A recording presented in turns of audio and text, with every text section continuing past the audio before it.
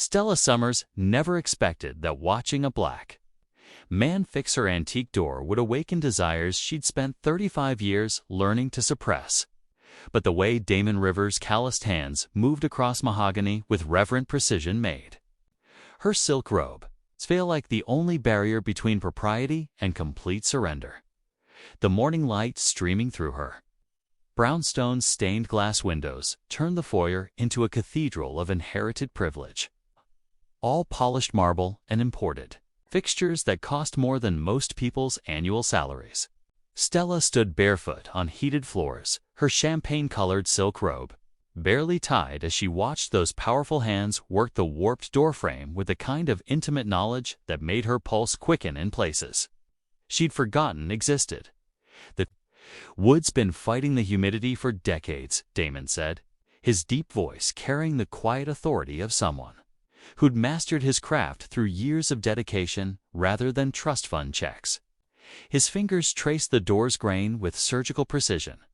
Dark skin, a stark contrast against pale wood that had probably cost her grandfather a fortune in 1920. She reached for her coffee cup with hands that trembled slightly, the motion causing her robe to shift and reveal the smooth curve of her thigh. Damon's eyes flickered upward for just a moment, long enough for heat to spark between them like static electricity before he returned his attention to the mahogany with deliberate professionalism that somehow felt more intimate than a lingering stare. "How long will the repair take?" Stella asked, proud that her voice carried no trace of the desire coursing through her bloodstream like expensive wine. The morning news played softly from hidden speakers, reporting stock prices and social scandals that suddenly felt irrelevant compared to the way his shoulders moved beneath that worn work shirt. "Depends on how deep the damage goes," he replied, his hands never pausing in their exploration of the wood's wounded surface. "Sometimes what looks like surface warping runs all the way through the grain. You have to be willing to go deeper. Then you plan to find the real problem." The words hung between them like a challenge wrapped in professional courtesy, while Stella's pulse quickened with a recognition that they weren't just talking about carpentry anymore. She watched his fingers work the mahogany with increasing fascination, imagining those same hands mapping the contours of her neglected body with equal skill and patience, discovering places that had been ignored far longer than any damaged door. Framed when Damon looked up and caught her staring, his dark eyes held a knowledge that made her silk robe feel transparent against skin that suddenly burned with needs she'd forgotten she possessed. The antique door stood between them like a promise of things that could be opened with the right touch. The afternoon shadows had transformed Stella's library into something from a Gothic novel, all leather-bound volumes and dusty sunbeams that made the air feel thick with secrets. But watching Damon repair the antique reading table's broken leg while discussing Caravaggio's revolutionary use of chiaroscuro made her realize she'd been living in darkness far longer than any Renaissance painter ever intended. The way he positioned light against shadow wasn't just technique, Damon said, his calloused hands working the table's mahogany joint with reverent precision while his voice carried the sophisticated cadence of someone equally comfortable in lecture halls and workshops, to a psychological warfare against conventional morality. Each painting challenged viewers to confront their own capacity for sin. Stella's breath caught as she watched him quote art theory with the same natural authority he brought to woodworking, her assumptions about class and education crumbling like poorly mixed mortar. The worn work clothes and calloused palms had masked an intellect that made her trust fund education feel suddenly inadequate. "You seem to know quite a bit about art history," she managed, settling deeper into the leather armchair that had belonged to her grandfather, hyper-aware that her silk dress was riding up her thighs as she shifted position. "PhD program at University of Washington," Damon replied matter-of-factly, his hands never pausing in their exploration of the table's damaged structure. "Dissertation on how economic necessity forces artists into manual labor throughout history." Turns out I'm living my research. The irony wasn't lost on either of them. Here was a man more qualified to discuss her art collection than she'd ever been, reduced to fixing her furniture because academic positions didn't pay enough to survive Seattle's housing market. When he glanced up and caught her staring with new appreciation. His dark eyes held depths that made her pulse quicken with possibilities she'd never considered. "Miss Stella." Maria's voice carried from the doorway, her housekeeper's timing as impeccable as always. "Your 2 o'clock appointment called to reschedule." After Maria disappeared with characteristic efficiency, Stella found herself alone with Damon and the weight of revised expectations. She excused herself to the powder room with trembling hands, her body responding to intellectual attraction in ways that surprised her. With their intensity standing before the antique mirror, she watched her reflection touch places that suddenly ached with need, imagining those educated hands exploring her body with the same scholarly attention he brought to Renaissance masters. The combination of physical skill and brilliant mind created fantasies that left her breathless and wanting. When she returned to find Damon examining her grandfather's first edition art books with reverent appreciation, Stella realized the most dangerous thing about him wasn't his obvious masculinity. It was discovering that beauty and brains could coexist in ways that challenged everything she'd been taught about desire. The Summers Foundation boardroom felt like a mausoleum dedicated to inherited guilt. All Italian marble and mahogany that cost more than most people's houses. But Stella couldn't focus on quarterly reports when her body still burned with memories of watching Damon's educated hands work wood while discussing Renaissance masters, with the kind of intellectual passion that made her thighs clench beneath the conference table. "Your recent expenditures concern the board," Patricia Wells announced with the surgical precision of someone who'd built a career from dissecting trust fund beneficiaries. Her silver hair and conservative suit radiated disapproval while mourning. Light through floor-to-ceiling windows turned the glass towers below into witnesses to Stella's professional execution. $30,000 on home renovations this quarter alone suggests a continued pattern of frivolous spending. Stella shifted uncomfortably in her ergonomic chair, crossing her legs to ease an ache that had nothing to do with poor posture and everything to do with the way Damon had looked at her grandfather's art books with reverent appreciation. The other board members, law gray-haired men who'd known her since childhood, watched with the satisfied authority of those who'd always predicted her inadequacy. "The brownstone requires maintenance," Stella managed, proud that her voice carried no trace of the desire coursing through her bloodstream. "Historical preservation is expensive, but necessary." "Historical preservation," repeated board member Harrison Blackwell with theatrical skepticism. "Is that what we're calling your latest contractor obsession?" Margaret mentioned quite an attractive young man spending considerable time at your residence.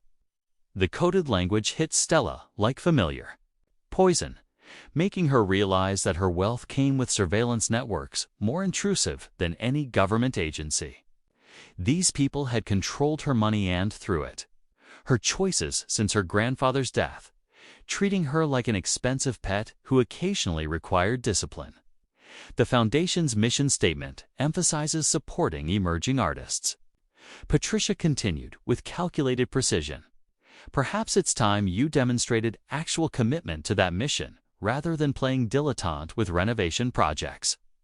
Heat pooled low in Stella's belly as she remembered Damon's voice explaining Caravaggio's revolutionary techniques, his brilliant mind hidden beneath work clothes, while her body responded to intellectual attraction in ways that left her desperate for privacy.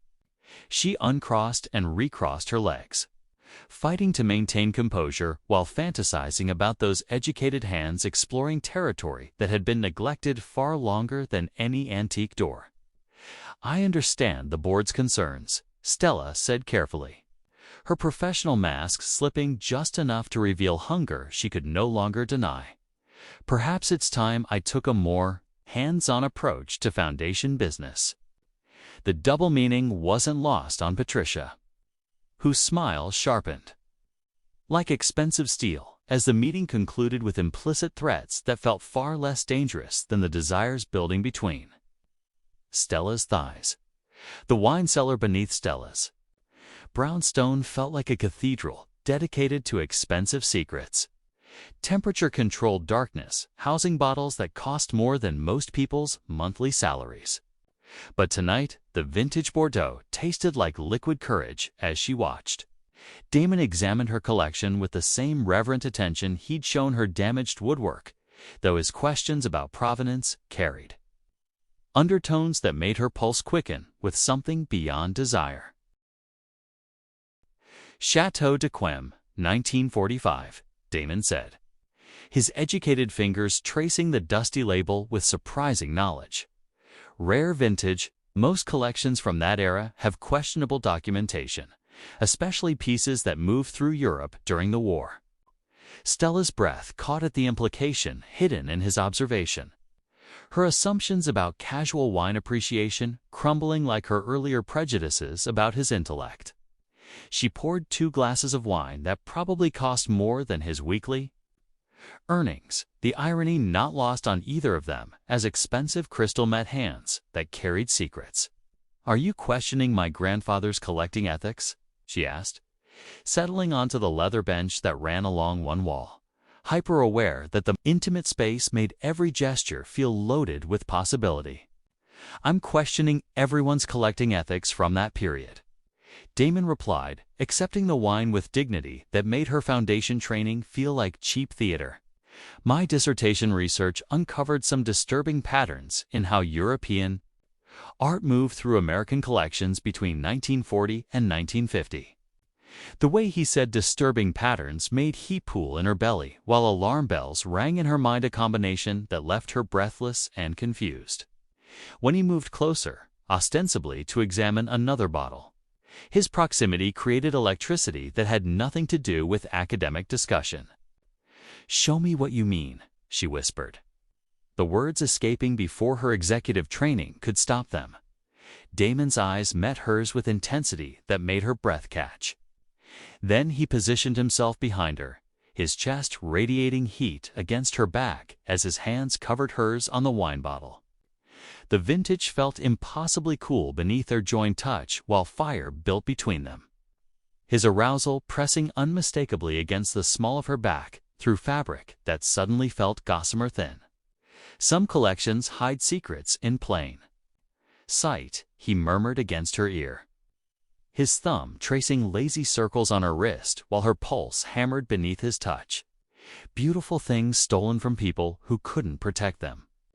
Stella's head fell back against his shoulder as his words painted images of theft disguised as legitimate acquisition, of beauty emerging from tragedy rather than honest commerce. When his free hand settled on her hip with possessive certainty, she felt herself melting like expensive chocolate left to long in dangerous heat. The wine cellar suddenly felt less like sanctuary and more like confession booth, where secrets waited to be revealed through touch. Stella's grandfather's study felt like a tomb sealed with 30 years of dust and secrets, all leather-bound ledgers and mahogany furniture that hadn't been disturbed since his funeral. But the hidden compartment behind his desk revealed documentation that made her trust fund feel like blood money earned through the systematic theft of Jewish families' treasures during humanity's darkest hour. The manila folders contained photographs and purchase receipts that painted a horrifying picture of legitimate business built on illegitimate acquisition. Monet paintings bought 4 pennies from desperate refugees, rotting sculptures rescued from bombed museums, an entire collection of stolen masterpieces laundered through Swiss banks and American auction houses, transformed into the foundation of everything she'd inherited. Her hands trembled as she read invoice after invoice, each document a testament to her grandfather's collaboration with Nazi art dealers who'd stripped Europe's cultural heritage from families who'd never survived to reclaim their property.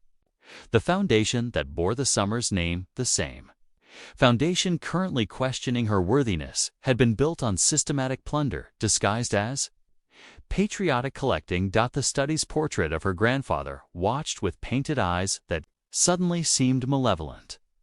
His distinguished features transformed into those of a war profiteer who traded human suffering for social standing. Every expensive education, every designer dress, every privilege she'd taken for granted had been purchased with stolen beauty ripped from murdered hands. Stella's chest tightened with nausea that had nothing to do with the study's musty air and everything to do with the realization that her moral superiority over board members like Patricia Wells was built on foundations far more corrupt than simple class prejudice. She was the granddaughter of a collaborator, inheritor of genocide profits. Living proof that evil could wear respectable faces. The emotional breakdown hit her like a tsunami of guilt and rage. Her body shaking with sobs that echoed through rooms that had harbored these secrets for decades. When the tears finally subsided, she found herself desperate for comfort that could wash away the horror of discovery. Her hands moving beneath her dress with automatic need.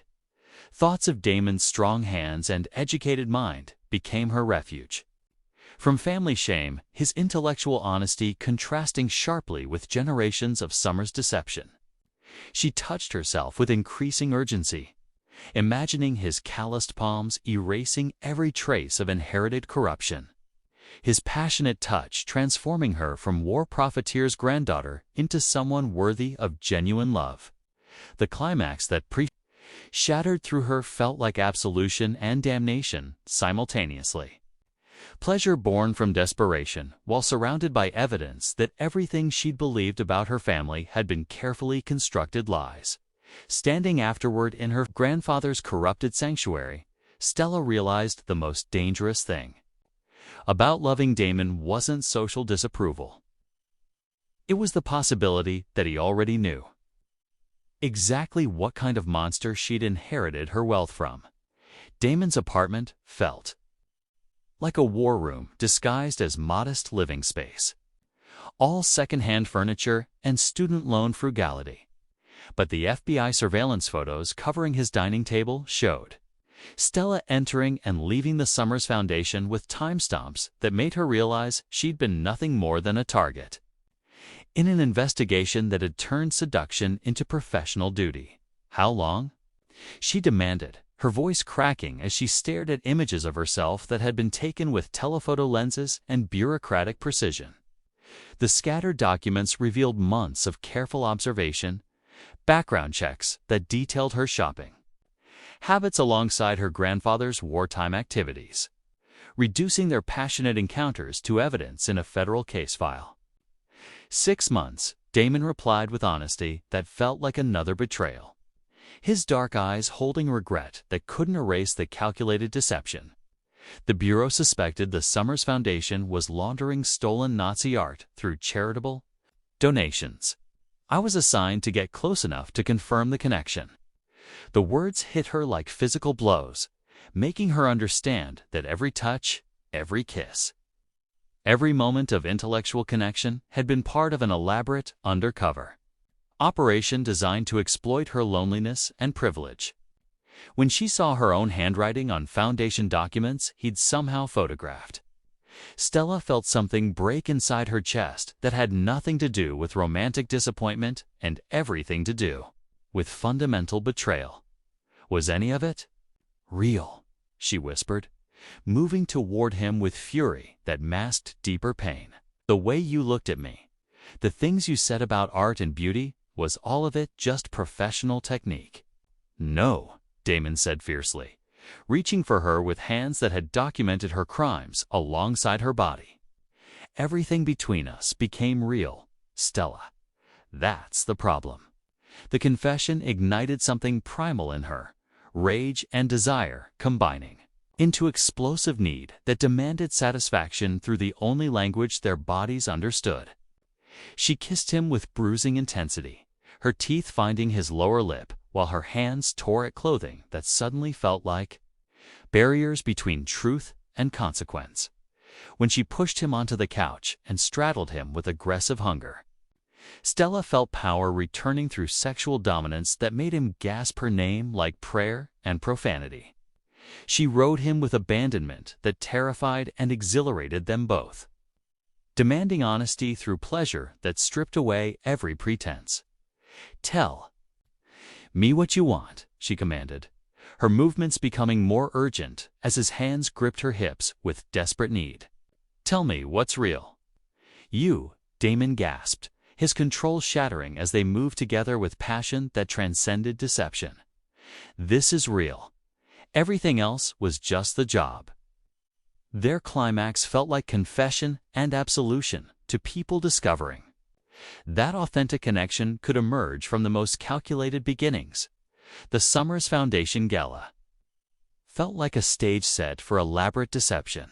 All crystal chandeliers and champagne flutes hiding FBI surveillance equipment that turned Seattle's elite into unwitting actors in a federal sting operation. But wearing the wire beneath her designer gown made Stella realize that saving herself from prosecution meant destroying everyone she'd once called family. The Monet collection draws significant international interest. Patricia Wells announced to the gathered crowd, her silver hair and pearls radiating respectability, while Stella knew the hidden cameras were recording every word for evidence that would eventually destroy the Foundation's carefully constructed legitimacy. The mysterious European buyers nodded with appreciation that felt suddenly sinister. Stella's pulse hammered against her throat as she moved through conversations designed to extract confessions. Her FBI training from that morning transforming social pleasantries into tactical maneuvers. When Damon appeared at her elbow wearing an ill-fitting tuxedo that made him look like hired security, the irony wasn't lost on either of them. "The provenance documentation is quite thorough," she heard herself saying to Hans Mueller, whose Swiss accent carried implications that made her skin crawl. "My grandfather was very careful about proper paperwork during his collecting years." The words felt like poison on her tongue, each syllable potentially damning evidence against people who'd trusted her with their secrets. Mueller's eyes gleamed with predatory interest as he discussed special arrangements for pieces that museums couldn't display due to political sensitivities. The bathroom provided temporary escape from surveillance that felt like suffocation.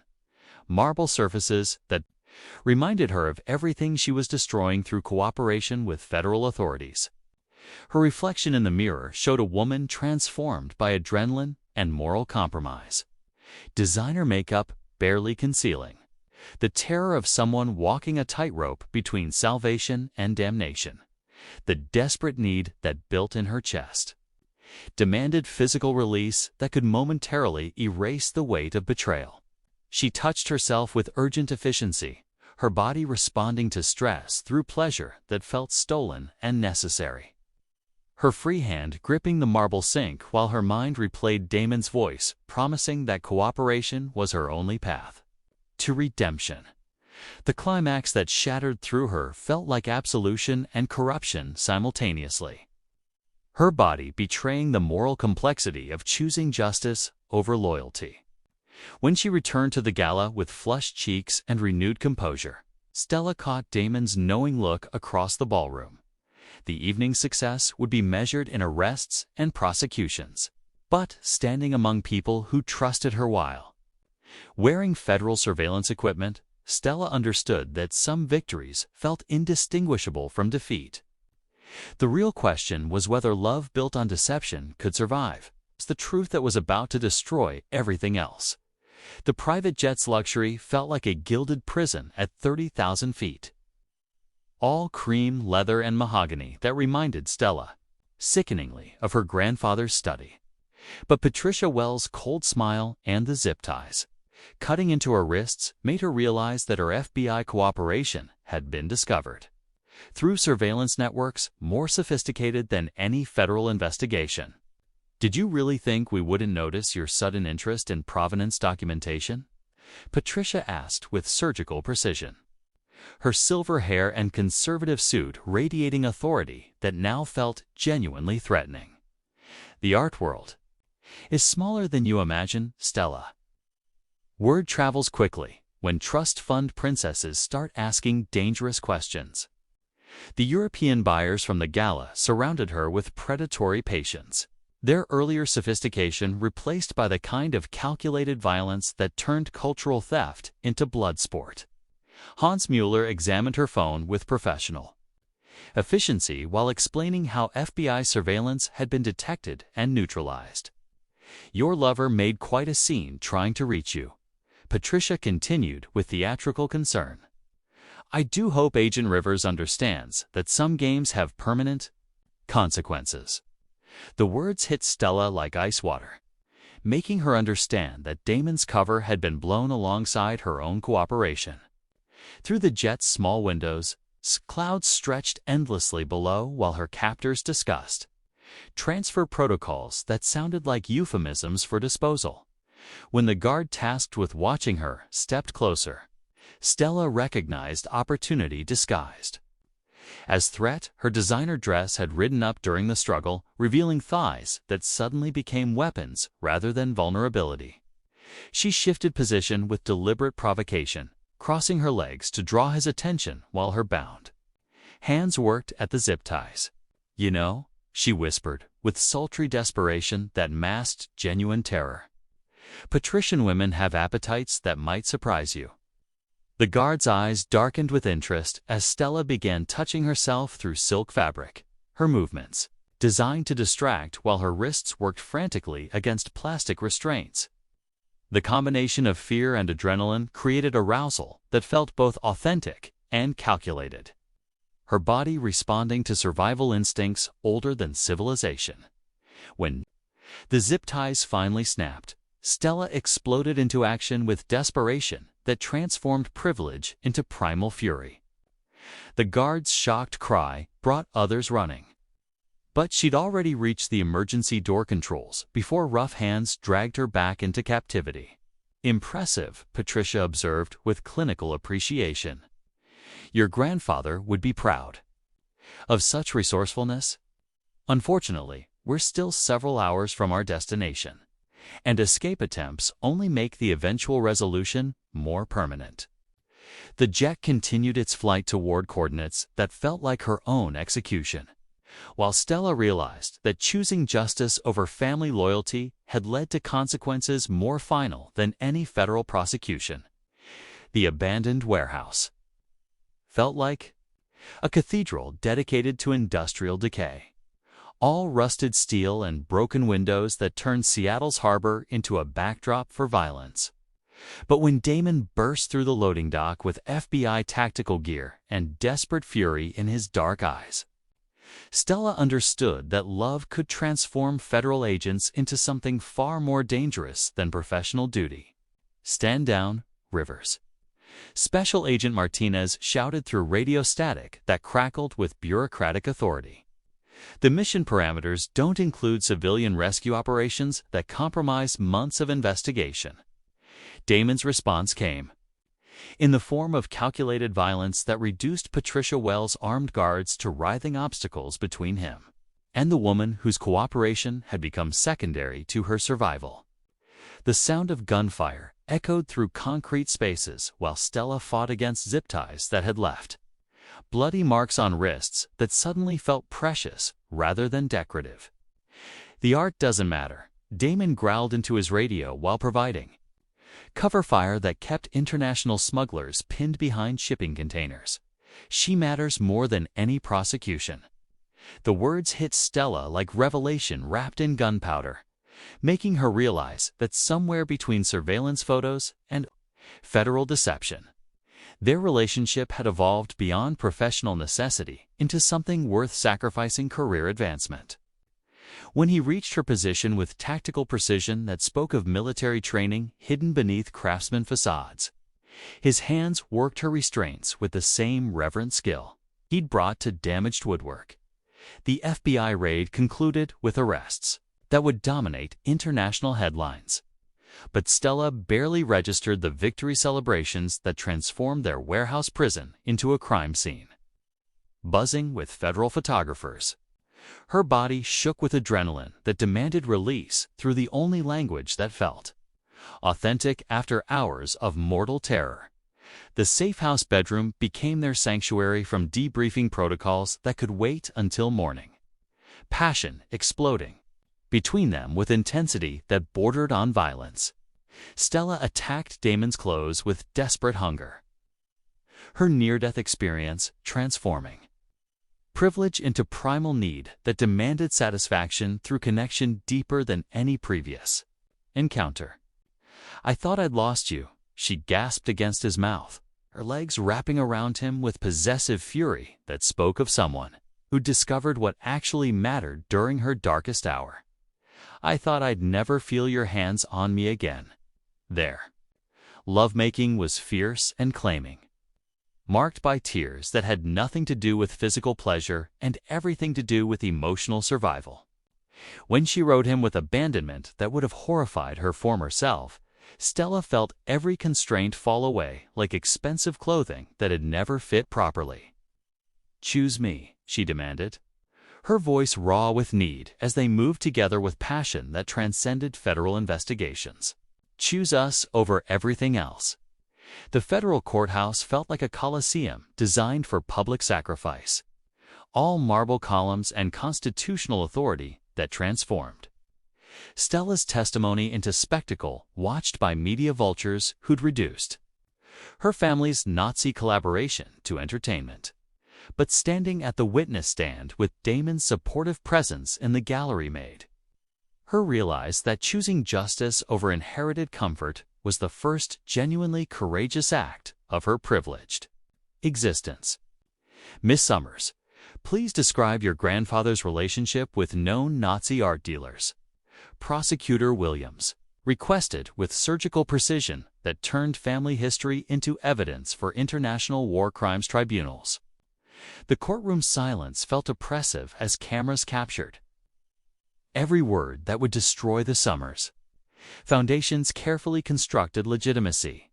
Stella's voice carried newfound strength as she detailed Heinrich Summers' systematic collaboration with SS officers who'd looted Jewish collections across occupied Europe.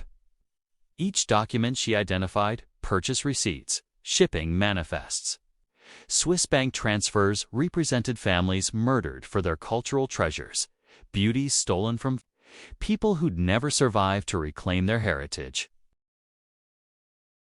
The Monet collection hanging in our foundation lobby was purchased from fleeing refugees for less than the cost of their passage to safety. She testified, her words carrying moral weight that reduced defense attorneys to ineffective objections. "My grandfather profited from genocide while calling himself a patriotic collector."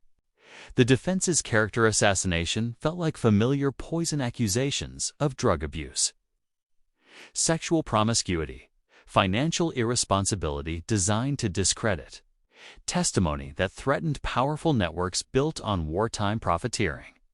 But every attack only strengthened Stella's resolve to ensure that stolen beauty returned to rightful heirs rather than remaining displayed as Summers' family achievement.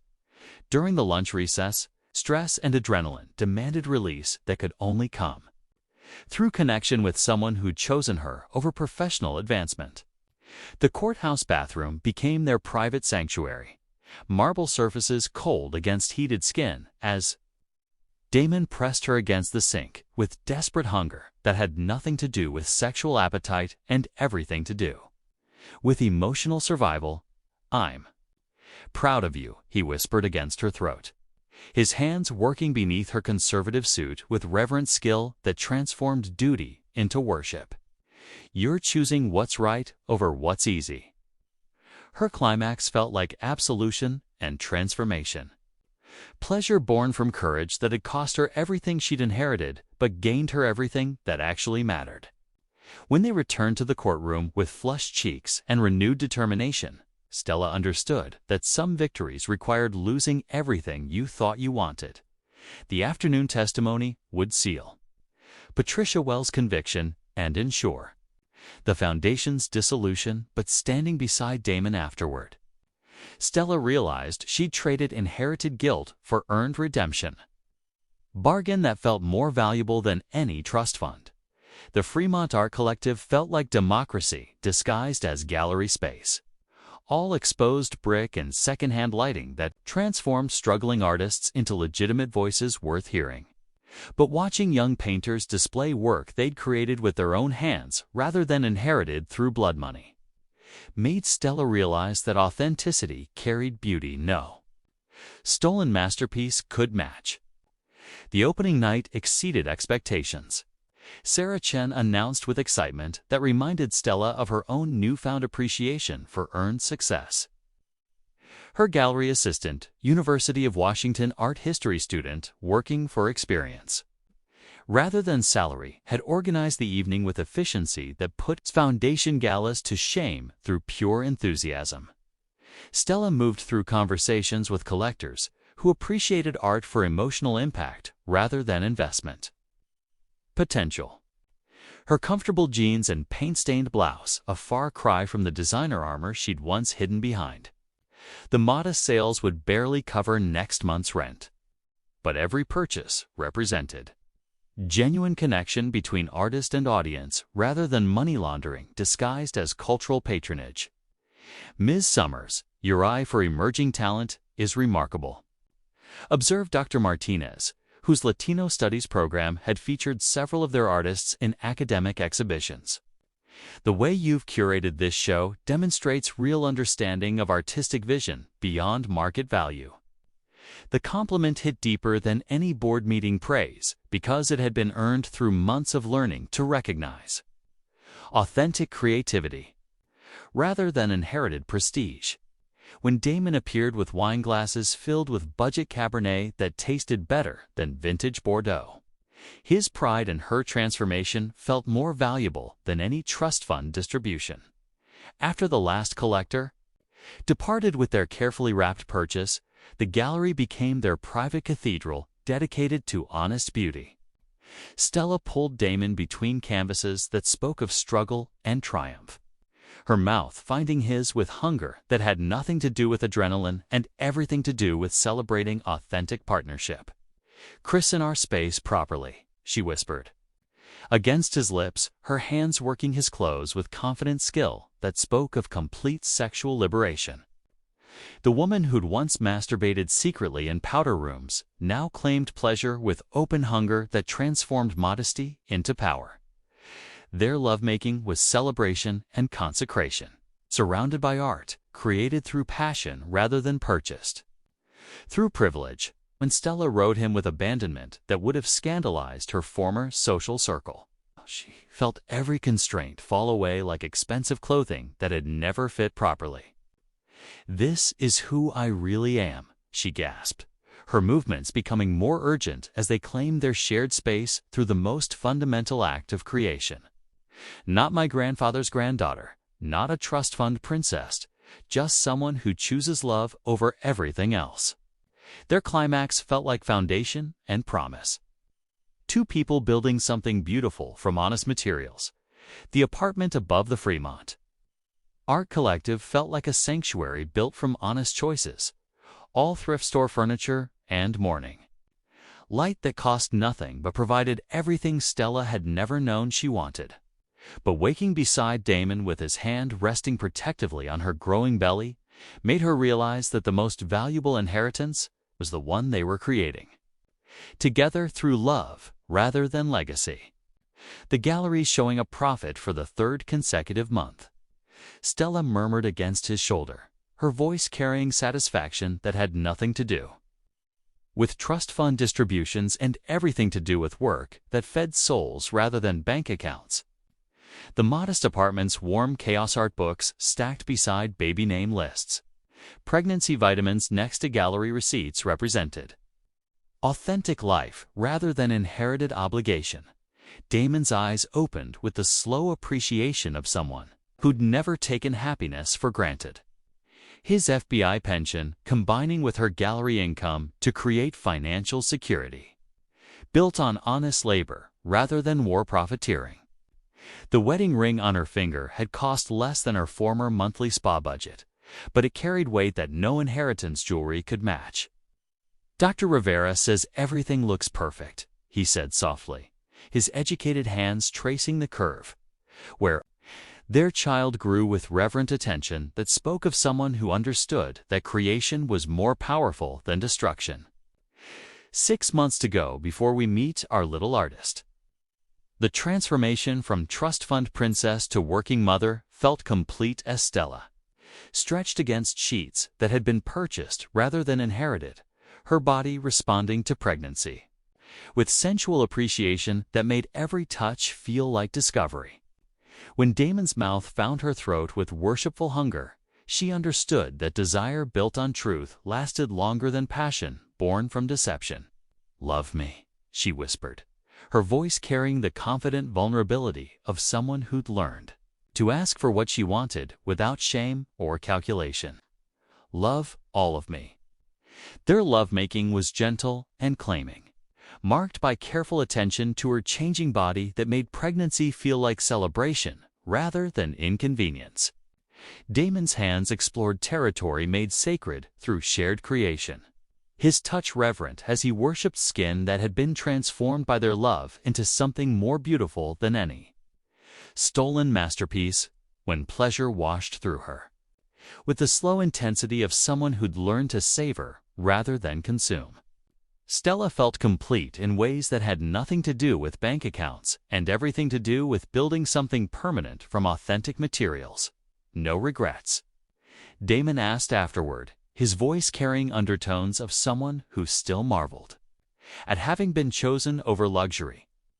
"Only that it took me 35 years to find real treasure," Stella replied, her hand covering his on her belly where their future grew with patient certainty, foundation enough for any life worth living.